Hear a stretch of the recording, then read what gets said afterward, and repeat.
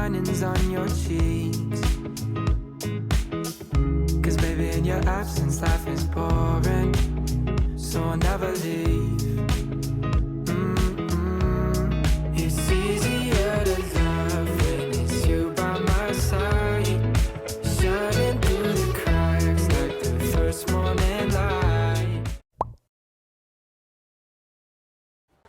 Chill, goosebumps, and the fast beating of our hearts. Some of us love this feeling, maybe because of the thrill, or maybe just because it is exciting. But for me, this sensation can also mean two things. It's either I'm nervous or I'm afraid. But before anything else, let's just first define fear.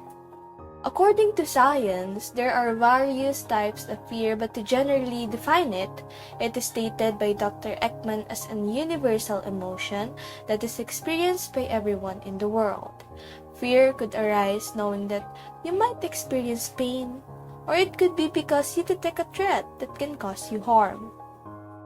And traditionally, as we grow up, we couldn't deny that some of us do find being afraid as a negative emotion and a hindrance to our growth. Well, it could be, and it could be not.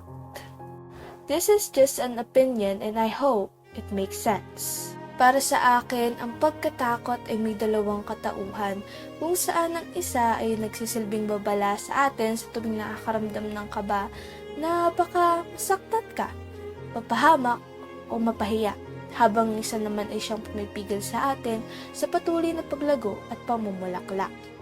Malalim man kung iisipin, kaya subukan nating paikliin.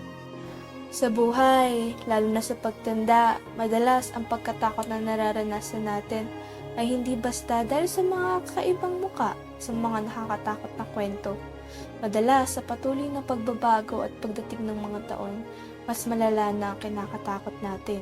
Marahil ang takot na ito ay para sa ating kinabukasan. Takot para sa mga taong mahal natin o kung minsan, ang mga takot na nararamdaman ay patungkol na sa pag-aaral, trabaho, relasyon, pamumuhay, o kung minsan, ang mismong punto ng buhay.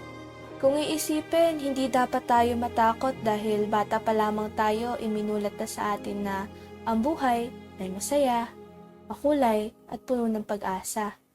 Kaso lang, hindi naman tayo na-inform na nauubos pala sila. Nawawala ang kulay, lumilipas ang saya, at kung minsan, nawawalan tayo ng pag-asa. Nawawala. Sa maraming pagkakataon, kahit pa gaano kaluwag ang buhay, kahit gaano pa kasaya, sa isang punto, hindi mo maiwasang matakot at magtanong, hanggang kailan kaya to? Paano kung bukas hindi na ganito? Paano kung libo-libong mga tanong na ang tanging pinanggagalingan? Takot. Noon pa man, kung bibilangin, libo na siguro ang nabasa kong inspirational quote at mga reminders patungkol sa buhay at kalaunan ko nang naintindihan na kaya pala sila tinawag na inspirational at reminders ay dahil hindi naman talaga konkreto ang sagot. Maraming pagkakataon na naghahanap tayo ng mga kaparehas na kwento sa pag-asang ang ginawa nila ay ang natatanging paraan para malagpasan o makawala sa sitwasyon na meron tayo.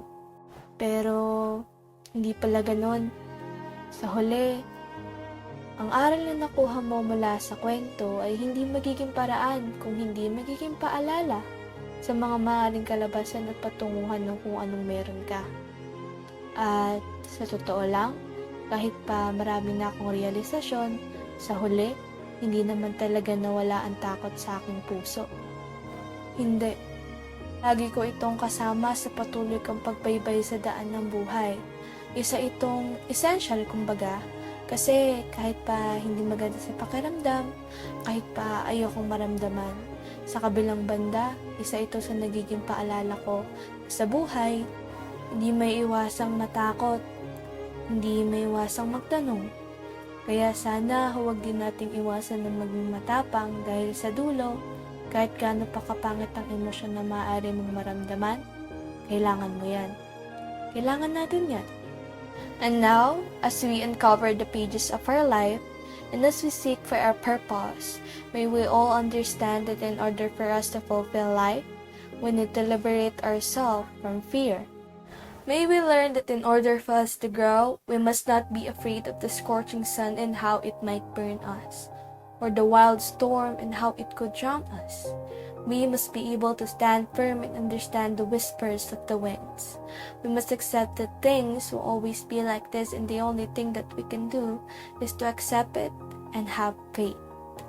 Because after all, fear is part of our lives. It's within us, and sometimes it is us. I once saw a post stating that in order to get over it, we must face it heads on, because the only way out is through.